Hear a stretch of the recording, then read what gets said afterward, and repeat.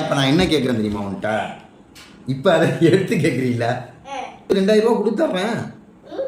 எவ்வளோ தருவேன்? 10 ரூபாயா?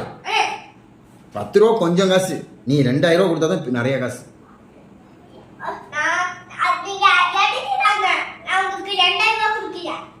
2000 ரூபா தெரியா? சரி கொடு, எடுத்துறேன். எதை நான் அதை காமிக்க? அந்த இது வேணுமா உனக்கு?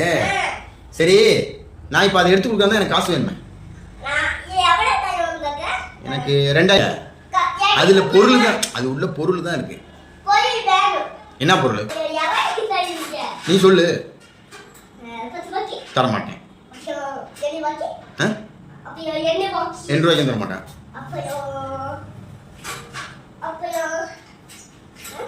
2000 தரேன்.